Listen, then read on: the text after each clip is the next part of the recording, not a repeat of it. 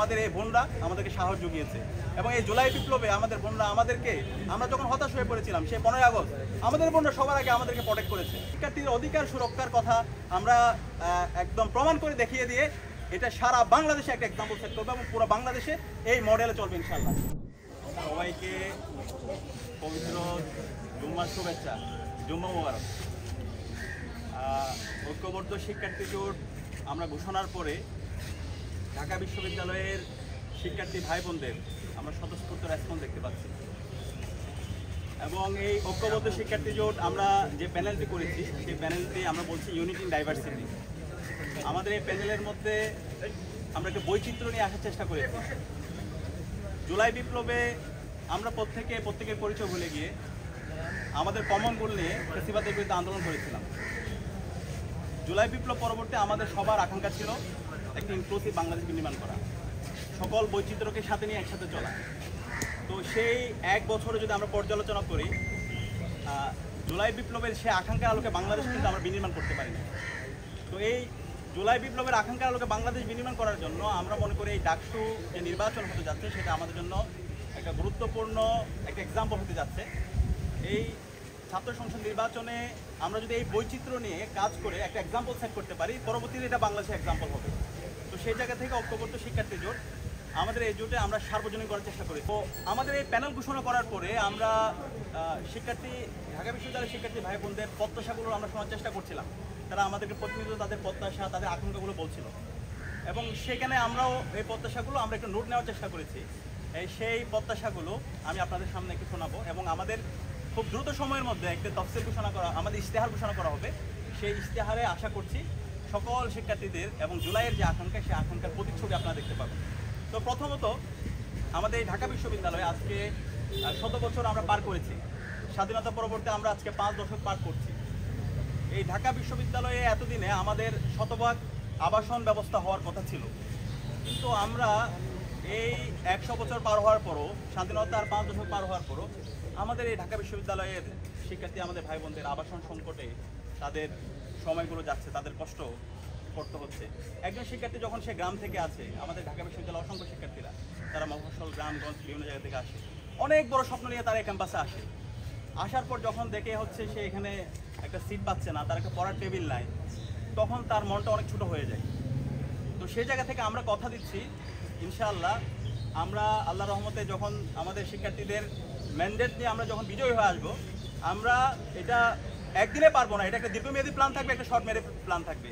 আমরা এই ঢাকা বিশ্ববিদ্যালয়ের সকল শিক্ষার্থীদের জন্য আমরা আবাসনের ব্যবস্থা করবো ইনশাআল্লাহ এবং সেটার জন্য এটা বিশ্ববিদ্যালয় পড়াশোনার পাশাপাশি আমাদের প্রাইভেট যে ইনস্টিটিউশনগুলো আছে তাদেরকে এঙ্গেজ করতে হবে। এই পাবলিক প্রাইভেট একটা হচ্ছে পার্টনারশিপের মাধ্যমে আমাদের এই কাজগুলো করতে হবে। তো এই কাজগুলো করব। আমাদের হলের একজন শিক্ষার্থী তার সিট পাওয়া, তার একটা সুন্দর পড়ার টেবিল থাকা, পাশাপাশি তার লাইব্রেরি যে ফ্যাসিলিটি থাকা। আমাদের পরিচয় কিন্তু হলের পরিচয়, আগে ডিপার্টমেন্টের চাইতে আমরা আগে হল বলি। তো এই হলের শিক্ষার্থীদের যে ফ্যাসিলিটিগুলো থাকার কথা, আমি কিছুদিন আগে তুরস্কে গিয়েছিলাম, ওইখানকার শিক্ষার্থীদের, এর আগে আরও কয়েকটা রাষ্ট্রে গিয়েছিলাম, তাদের শিক্ষার্থীদের এই হলে থাকা, তাদের খাওয়া দাওয়া এগুলো নিয়ে চিন্তা করতে হয় না। হলটা হয় একটা কোকারিকুলাম অ্যাক্টিভিটিসের একটা প্রাণকেন্দ্র। তো এই আমাদের হলগুলোতে যে অডিটোরিয়ামগুলো আছে সেই অডিটোরিয়ামগুলো কোনো অ্যাক্টিভিটি নাই, সেখানে কোনো কালচারাল অ্যাক্টিভিজম নাই। তো আমরা এই হলগুলোর অডিটোরিয়ামগুলোকে আমরা ফাংশনাল করব এবং এখানে এই যে আমাদের জুলাইয়ের যে আকাঙ্ক্ষা বলছি, সেই জুলাইয়ের আকাঙ্ক্ষা যদি আমরা সারা দেশব্যাপী ছড়িয়ে দিতে চাই, সেটা যদি আমরা জাগ্রত রাখতে চাই, অবশ্যই আমাদের এই হলগুলোকে একটা কালচারাল সেন্টার বানাইতে হবে এবং হলের অডিটোরিয়ামগুলোকে আমরা ফাংশনাল করব। এবং এর পাশাপাশি হলের আমাদের গেমস রুম আছে, গেমস রুমগুলো দেখা যাচ্ছে একই রুমে গেমস রুম, একই সাথে হচ্ছে টিভি রুম, একই সাথে স্পোর্টস রুম, একটা হচ্ছে কনজাস্টেড। তো এইগুলোর কিন্তু একটা মেগা প্ল্যান নেওয়া যায়। তো আমরা ইনশাআল্লাহ নির্বাচিত হয়ে এসে এই সব কাজ আমাদের রুটম্যাপের আলোকে গেমস রুম থেকে শুরু করে আমাদের যে স্পোর্টস রুম এবং আমাদের হলের কিছু মাঠ আছে, অনেক মহসিন হল থেকে শুরু করে, এই মাঠগুলোর পরিচর্যা নাই, সেই মাঠগুলো পরিচর্যা করা এবং যারা অ্যাথলেট আছে আমাদের রেগুলার খেলাধুলার ব্যবস্থা করা, সেই আয়োজনগুলো আমরা রেগুলার করব। এবং এর পাশাপাশি আমাদের হলে আমরা যারা থাকি, আমাদের স্বাস্থ্যের সুরক্ষার বিষয়টা খুবই ভয়াবহ অবস্থা।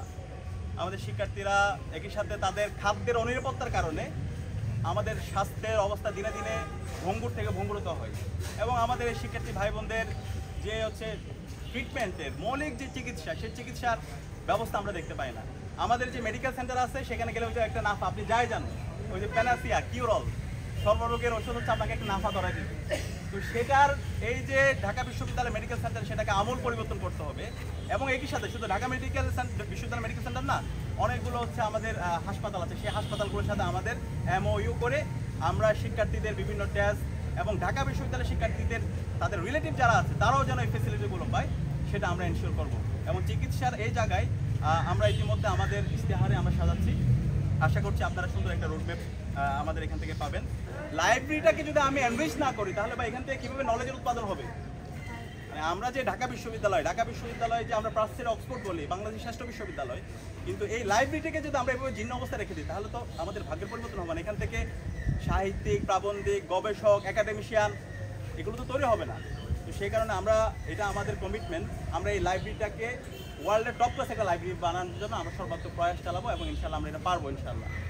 এর পাশাপাশি আমাদের ঢাকা বিশ্ববিদ্যালয়ের সেন্ট্রাল মসজিদ, দেখেন ঢাকা বিশ্ববিদ্যালয়ের এই মসজিদটা অনেক ইতিহাসের সাথে জড়িত। এইটা একটা কালচারাল সেন্টার হওয়ার কথা। আমরা পৃথিবীর যদি অক্সফোর্ডে যান সেখানে ওখানকার মসজিদ একটা কালচারাল সেন্টার, এবং এই যে তার্কির কথা বললাম এখানে সবচেয়ে বড় বড় মসজিদগুলো একটা কালচারাল সেন্টার। সো এই মসজিদটাকে একটা কালচারাল হাব বানাতে হবে এবং এই মসজিদে নামাজও পড়তে যাবে, পাশাপাশি ওখানে হচ্ছে একটা লাইব্রেরি থাকবে, ওইখানে হচ্ছে কমপ্লেক্স থাকবে, সব কিছুর একটা সমন্বয় হবে। তো সেটার জন্য আমরা ইতিমধ্যে কাজ করেছি। বিশ্ববিদ্যালয় প্রশাসন আমাদের যে 63 দফা সংস্কার প্রস্তাবনা ছিল সেখানেও এটা দাবি ছিল, আমরা বারবার বলছি এবং বিভিন্ন কর্তৃপক্ষের সাথেও আমরা আলাপ করেছি। অনেক কর্তৃপক্ষ তারা প্রস্তুত আছে আমাদের বিশ্ববিদ্যালয়ের মসজিদটা, তারা বহুতল মসজিদ এবং এটা একটা কালচার সেন্টার তারা করে দিবে। তো এটা আমরা জিতে আসার পরে ইনশাআল্লাহ শিক্ষার্থীদের ম্যান্ডেট পেয়ে আমরা এই ঢাকা বিশ্ববিদ্যালয়ের সেন্ট্রাল মসজিদটাকে একটা কালচারাল সেন্টার বানাবো ইনশাআল্লাহ। এর পাশাপাশি আমাদের জগন্নাথ হল এবং অন্যান্য ধর্মাবলম্বী আমাদের যারা ভাই বোনরা আছে, এই ঢাকা বিশ্ববিদ্যালয়ের সৌন্দর্য হচ্ছে এটা, এই যে বললাম ইউনিটি ইন ডাইভার্সিটি। আমাদের যে সাংস্কৃতিক বৈচিত্র্য আছে, আমাদের যারা হচ্ছে উপজাতি ভাই বোনরা আছে, তাদের যে বৈশাখী সংগ্রাম, এই যে কর্মসূচি, এই সবগুলো আমরা একসাথে বাস্তবায়ন করা, এটা কিন্তু বাংলাদেশের ঐতিহ্য। এবং আমি ছোটোবেলা থেকে, আমার যেহেতু বাড়ি হলো খাগড়াছড়িতে, ছোটোবেলা থেকে এই যে এই পাহাড়িদের যে উৎসবগুলো আছে, বৈশাখী, সাংগ্রাই, এগুলো করে করে আমরা বড় হয়েছি। আমরা একসাথে এটা ছোটোবেলা থেকে, এখানে ফরহাদের বাড়িও রাঙ্গামাটিতে এবং আমরা অনেকে আছি, আমাদের এই যে বৈচিত্র্য দেখে আমরা বড় হয়েছি। এই যে আমাদের বাংলাদেশ সৌন্দর্য হচ্ছে এটা একটা সকল সম্প্রদায়ের মধ্যে একটা হারমোনিয়াস রিলেশনশিপ। এই যে হারমোনিয়াস রিলেশনশিপ, এটাকে ভাঙার জন্য বিভিন্ন পক্ষ বিগত সময় চেষ্টা করেছে। একটা হচ্ছে ওরা ভার্সেস আমরা, এভাবে ভার্সেস তৈরি করার চেষ্টা করছে, কিন্তু আমরা নির্বাচিত হয়ে আসার পরে ইনশাল্লাহ এই ভার্সেসের রাজনীতি বাংলাদেশে চলবে না। এখানে আমরা সবাই, আমাদের পরিচয় হচ্ছে আমরা সবাই ঢাকা বিশ্ববিদ্যালয়ের শিক্ষার্থী, আমাদের পরিচয় হচ্ছে আমরা সবাই সহপাঠী এবং আমরা সবাই এক একজন ভাই বোন, কেউ বড় ভাই, কেউ ছোটো ভাই, কেউ বন্ধু, এরকম এই পরিচয়ে আমরা একসাথে আমাদের এই বাংলাদেশটাকে এগিয়ে নেওয়ার জন্য আমরা একসাথে কাজ করে যাব এবং আমাদের যে সাম্প্রদায়িক যে সম্প্রীতি, সেই সম্প্রীতিটাকে আমরা আরও অটুট রাখার জন্য আমরা একসাথে কাজ করব। এর পাশাপাশি সবচেয়ে গুরুত্বপূর্ণ আমাদের ঢাকা বিশ্ববিদ্যালয়ের আমাদের ছাত্রী বোনরা, নারী শিক্ষার্থীদের যেই সুরক্ষা, দেখেন বিশ্ববিদ্যালয় প্রশাসন কত অযোগ্য এবং অথর্ব বলতে আমি বাধ্য হচ্ছি। আজকে এই প্রতিষ্ঠানে 100 বছর পার হয়েছে, আজকে ঢাকা বিশ্ববিদ্যালয়ে আমাদের স্বাধীনতা 5 দশক পার হচ্ছে, কিন্তু মাত্র কেন 5টা হল থাকবে আমাদের ছাত্রী বোনদের জন্য? আপনি আপনার মায়ের দিকে একটু তাকান, আপনার বোনের দিকে একটু তাকান। এগুলো কেউ আল্লাহর ওয়াস্তে কেউ করেন না। আমরা অনুরোধ করবো সবাইকে দায়িত্বশীল আচরণ করার জন্য। আমাদের এই বোনরা আমাদেরকে সাহস জুগিয়েছে এবং এই জুলাই বিপ্লবে আমাদের বোনরা আমাদেরকে, আমরা যখন হতাশ হয়ে পড়েছিলাম সেই 15ই আগস্ট, আমাদের বোনরা সবার আগে আমাদেরকে প্রোটেক্ট করেছে এবং পুরো সময় জুড়ে এই আমাদের বোনদেরকে, আমাদের এই যে আমরা যে বাংলাদেশে একটা ন্যাশন হয়ে উঠতে চাই, আমাদের ঢাকা বিশ্ববিদ্যালয়ে সবার ঢাকা বিশ্ববিদ্যালয় করতে চাই, শহীদদের আকাঙ্ক্ষা আলোকে বাংলাদেশ মিলন করতে চাই, অবশ্যই আমাদের বোনদেরকে আমাদের রাজনীতিতে সর্বাগ্যে লাগবে। তো আমরা আশা করবো এই সাইবার বুলিং যারা করছেন সেটা আপনারা দ্রুত সময়ের মধ্যে বন্ধ করেন। এবং এর পাশাপাশি আমাদের বিশ্ববিদ্যালয়ের শিক্ষকরা, আমরা ইউনিভার্সিটিতে বলে থাকি বিশ্ববিদ্যালয়ের শিক্ষকরা হচ্ছে সিনিয়র স্কলার, আর আমরা যারা ছাত্ররা আছে আমরা হচ্ছে জুনিয়র স্কলার। শিক্ষক এবং ছাত্রের মধ্যে সবচেয়ে সৌহার্দ্যমূলক সম্পর্ক থাকে, কিন্তু আমরা দেখতে পাই বিশ্ববিদ্যালয়ে আমাদের শিক্ষকরা আমাদের সাথে লড়সলভ আচরণ করে প্রতিনিয়ত। আমাদের বিশ্ববিদ্যালয়ে যদি আমরা একটু সার্ভে করি, আপনাদের অনেকে এখানে গবেষকরা সার্ভে করেছেন, শিক্ষকদের যে ডমিনেশনের কারণে অসংখ্য শিক্ষার্থীরা মেন্টাল সাপ্রেশন অপারেশনের মধ্যে দিয়ে তারা কাটায়, তাদেরকে বিভিন্নভাবে তাদেরকে হেনস্থ করা হয়। এবং একই সাথে দেখতে পাই আমাদের শিক্ষকরা তারা প্রাইভেট ইউনিভার্সিটি গিয়ে খুবই কোয়ালিটি সম্পন্ন ক্লাস নেয়, আর আমাদের এখানে শিক্ষকরা তারা ওই মান্দাতিন আমলের একটা শিট, সেগুলো বিভিন্ন ধরনের শিট, সে একই শিট, একই স্লাইড, এগুলো নিয়ে আমাদেরকে বছরের পর বছর তারা ক্লাস নেয়। তো এইভাবে যদি হয় তাহলে তো আমাদের শিক্ষার মান হবে না, শিক্ষার মানের কোনো উন্নয়ন হবে না। এবং আমাদের এখানে ঢাকা বিশ্ববিদ্যালয়ের যতগুলো ডিপার্টমেন্ট আছে, সেই ডিপার্টমেন্টগুলোর যেই সিলেবাস আছে সেই অনেক আগের সিলেবাস, কোনো আপডেট হয় না। তো আমরা ইনশাল্লাহ জিতে এসে এই ঢাকা বিশ্ববিদ্যালয়ের কারিকুলাম, প্রত্যেকটা ডিপার্টমেন্টের কারিকুলাম এবং শিক্ষকদের যে হচ্ছে যে লড়সুলভ আচরণ, সেটা আমরা করতে দিব না ইনশাল্লাহ। এবং এখানে একটা ভারসাম্য থাকবে। এবং একই সাথে আমরা অসংখ্য অভিযোগ আমাদের ছাত্রীবন্ধু থেকে আমরা পেয়েছি, সাইবার বুলিং এবং শিক্ষার্থীদের হচ্ছে শিক্ষকদের উপর বিভিন্ন ধরনের হচ্ছে হিজাব যারা পড়ে তাদেরকে বিভিন্ন ধরনের হ্যারাসমেন্ট করা এবং পাশাপাশি বিভিন্ন ধরনের যৌন হয়রানির অভিযোগ এসেছে। এবং ঢাকা বিশ্ববিদ্যালয়ে আপনারা জানেন একটা যৌন হয়রানির বিষয়ে একটা সেলও আছে, কিন্তু এই সেলের কোনো কার্যকারিতা নেই। এই সেলটা কীভাবে ফাংশন করবে এটা নিয়ে কোনো অর্ডিন্যান্স নাই। তো আমরা বলছি ইনশাল্লাহ আমরা বিজয় হয়ে এসে এই ধরনের যারা হ্যারাসমেন্ট করে, যারা এই ধরনের নিপীড়নের সাথে জড়িত, আমরা তো সবাইকে বিচারের আওতায় নিয়ে আসবো এবং এটার একটা অর্ডিন্যান্স থাকবে। এবং যেটা করা হয় একটা আপোষ মীমাংসার মাধ্যমে সাময়িকভাবে এটাকে হচ্ছে সলভ করে এটাকে হচ্ছে জিয়ে রাখা হয়। তো এই ধরনের বিচারিতা আমরা হতে দিব না। এবং এর পাশাপাশি আমাদের ঢাকা বিশ্ববিদ্যালয়ে অর্ধেকের বেশি শিক্ষার্থী অনাবাসিক আছে, বিভিন্ন জায়গা থেকে তারা আসে। ঢাকা বিশ্ববিদ্যালয়ে প্রায় 17টা বাস রুট আছে। এই বাস রুটে যারা আসে তাদের যে পরিশ্রম করতে হয় এবং বাসে দেখা যায় তাদের সকাল 8টায় ক্লাস, সকাল 8টায় তাদের পরীক্ষা, কিন্তু দেখা যাচ্ছে বাস যাচ্ছে 9টায়, 8:30টায়। এবং এই বাসের যে সমস্যা, এগুলো সব হচ্ছে কৃত্রিম সমস্যা, কৃত্রিম সংকট। এখানে একটা বিশাল সিন্ডিকেট গড়ে উঠছে বিশ্ববিদ্যালয় রেজিস্টার বিল্ডিংয়ের এই ডিপার্টমেন্ট যারা দেখে এবং এটার সাথে যারা জড়িত একটা সিন্ডিকেট তৈরি হয়েছে। এই যে আপনার বিআরটিসি ডিপো থেকে ভাঙ্গাচোরা বাসে আসেন, একদিন এক একটা দুর্ঘটনা হয়। এই দুর্ঘটনার কি কোনো মূল্য নাই? কিছুদিন আগে উত্তরায় আমাদের শিক্ষার্থী ভাই বোনদের উপর হামলা হয়েছে, বিভিন্ন জায়গায় হামলা হয় এবং মেট্রো রেলের পিলারের মধ্যে বাস লাগাই দিচ্ছে। এগুলোর কোনো জবাবদিহিতা নাই। তো সেগুলো জবাবদিহিতার মধ্যে নিয়ে আসা এবং এই বাসগুলোর একটা পার্মানেন্ট সলিউশন করা, এই সে দায়িত্ব ইনশাল্লাহ আমরা বিজয়ী হয়ে আসার পরে এই যারা অনাবাসী শিক্ষার্থী আছে, যারা বিভিন্ন প্রান্ত থেকে আসে, তাদের এটা নিয়ে চিন্তা করতে হবে না। এবং প্রত্যেকটা দিন নির্ধারিত সময়ে তারা বাস পাবে। এবং দেখা যায় রাতের দিকে কোনো বাস, আমরা শিক্ষার্থী টিউশনে যায়, বিভিন্ন জায়গা থেকে আসে, কিন্তু এই বাসগুলো না। জাহাঙ্গীরনগর বিশ্ববিদ্যালয়ের বাস এখানে রাত 8টা, 8:30, 9টা পাওয়া যায়, কিন্তু ঢাকা বিশ্ববিদ্যালয়ের বাস নাই। তো এই যে রাতের বেলা অনেক শিক্ষার্থীদের এই সংকটের মধ্যে দিয়ে যেতে হয়, আমরা ইনশাল্লাহ নির্বাচিত হয়ে আসার পরে সেটা থাকবে না ইনশাল্লাহ। এবং বাস নিয়ে একটা পার্মানেন্ট সলিউশন আমরা করবো ইনশাল্লাহ। এর পাশাপাশি আমাদের বলছি আমরা ডাকসুতে দেখতে পেয়েছি, বিগত সময় তো অনেক ডাকসু হয়েছে, কিন্তু ট্রান্সপারেন্সি, ফাইন্যান্সিয়াল ট্রান্সপারেন্সি এবং অডিট সিস্টেম নিয়ে অনেক কথা আছে। ইনশাল্লাহ আমরা আপনাদেরকে কথা দিচ্ছি, আমরা বিজয়ী হয়ে আসার পরে আমাদের এমন অডিট সিস্টেম, আমরা যেদিন বিজয় হয়ে আসবে এরপর থেকে একদম দায়িত্ব শেষ করা পর্যন্ত প্রত্যেকটা জিনিসের অডিট থাকবে ইনশাল্লাহ, স্বচ্ছতা থাকবে, জবাবদিহিতা থাকবে। এবং সেটা আমরা অডিট আকারে বিশ্ববিদ্যালয় পড়াশোনা এবং সকল শিক্ষার্থীদের কাছে আমরা সেটা পেশ করবো ইনশাআল্লাহ। এবং আমাদের আরেকটি সবচেয়ে গুরুত্বপূর্ণ দাবি, সেটা হচ্ছে এই ডাকসুকে একাডেমিক ক্যালেন্ডারভুক্ত করা। আমাদের বিশ্ববিদ্যালয় পড়াশোনাকে আমরা যে 63 দফা সংস্কার প্রস্তাবনা দিয়েছি, সেটার মধ্যে একটা গুরুত্বপূর্ণ দাবি ছিল এটা। এই ডাকসুর এটা হবে একটা একাডেমিক কাজ, এটা হচ্ছে বিশ্ববিদ্যালয় পড়াশোনার একটা মানে এটা একাডেমিক ক্যালেন্ডারে যুক্ত করা, এটা হচ্ছে একটা কাজ তাদের। তো আমরা দায়িত্ব নেওয়ার পর ইনশাল্লাহ 1 বছরের পরে নির্ধারিত সময় আবার ডাকসুর তফসিল ঘোষণা করা, সেটা হবে আমাদের অন্যতম একটা কমিটমেন্ট। তো এই ধরনের ছাত্র সংসদ নির্বাচন করার মাধ্যমে আমরা বিশ্ববিদ্যালয়ের শিক্ষার্থীদের ভয়েসগুলো, বিশ্ববিদ্যালয়ের শিক্ষার্থীদের আকাঙ্ক্ষাগুলো, তাদের প্রত্যাশাগুলো আমরা বিশ্ববিদ্যালয়ে প্রশাসনকে জানাবো এবং তাদেরকে বাধ্য করবো। এবং এর মাধ্যমে এই ঢাকা বিশ্ববিদ্যালয়কে একটা সবার বাংলাদেশ, শহীদদের আকাঙ্ক্ষার আলোকে বাংলাদেশ, বৈষম্যহীন ইনসাফভিত্তিক বাংলাদেশ আমরা বিনির্মাণ করবো। এবং এই বাংলাদেশ ঢাকা বিশ্ববিদ্যালয়ে এই জুলাই আন্দোলন শুরু করেছিল এবং এর মাধ্যমে সারা দেশে ছড়িয়ে দিয়েছে।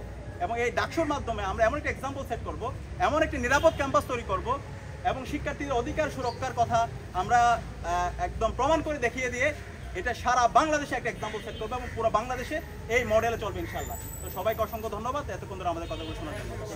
আমার দুইটা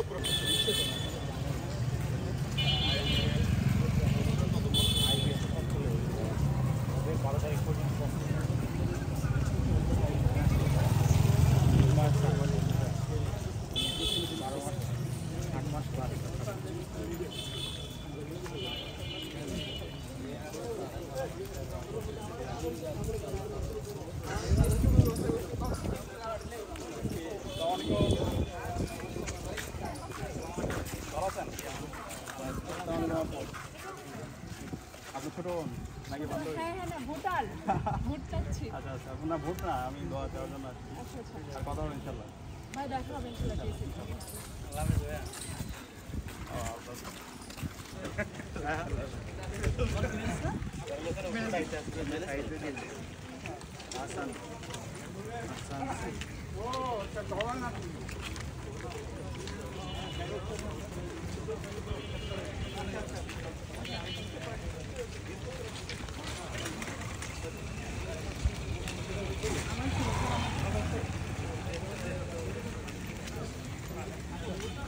আলাইকুম।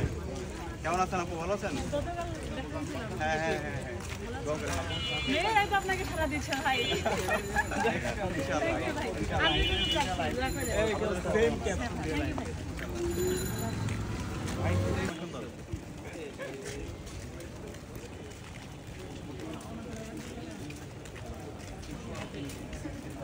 আসসালামু আলাইকুম।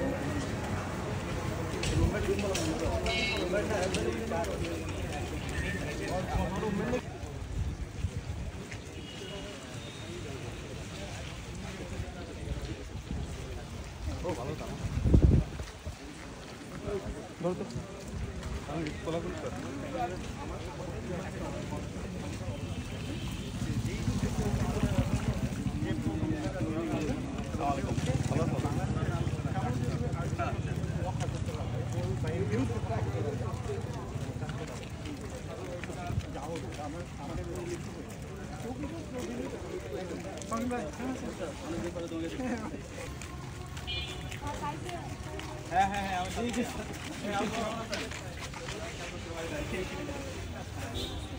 আন্টি ভালো আছে? আসসালামু আলাইকুম। আপনি মানুষ জঙ্গল নিয়ে যাচ্ছেন কিন্তু কিছু বলবেন না না জলবান না, আমি নামাজ পড়তে গেছিলাম এখানে, ছোট হয়তো দেখা হয়ে গেছে। দোয়া করবেন। হ্যাঁ ভাইয়া। আসসালামু আলাইকুম। দেখা হয়নি পরে।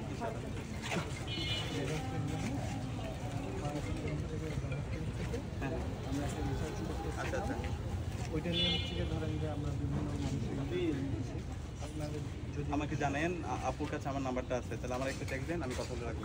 ঠিক আছে, ঠিক আছে। আসসালামু আলাইকুম।